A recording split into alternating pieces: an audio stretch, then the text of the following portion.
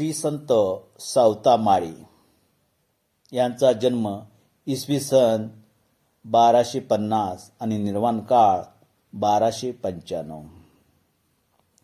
पिता परशु व माता नागिना या भागवत भक्त दाम्पत्याच्या पोटी श्री विठ्ठलाच्या आशीर्वादाने आरणगावी यांचा जन्म झाला. 7-8 वर्षापासूनच ते भजन पूजनात रंगून जात. शाळेत जाऊ लागल्यावर झालेल्या अक्षर ओळखीमुळे मिळेल त्या धार्मिक ग्रंथाचे वाचन करीत. पोथ्या पुराणाची वाचनाने त्यांच्या मनावर खोल परिणाम झाला होता. ध्रुव प्रल्हादाच्या कथा वाचून देवभीतीची तळमळ लागली होती.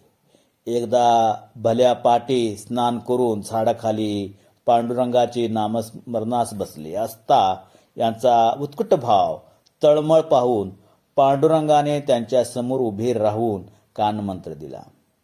नित्य भगवंताचे नामस्मरण, भजन, कीर्तनाबरोबर आई वडिलांची सेवा केली.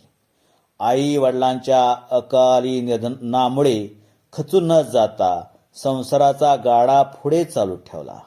श्री ज्ञानेश्वर माऊलीच्या प्रमाणे यांनाही समाजातील लोकांकडून छळ सोसावा लागला होता. त्याकडेही दुर्लक्ष करून यांनी आपली भक्तिमार्गाची खडतर वाटचाल चालू ठेवली होती.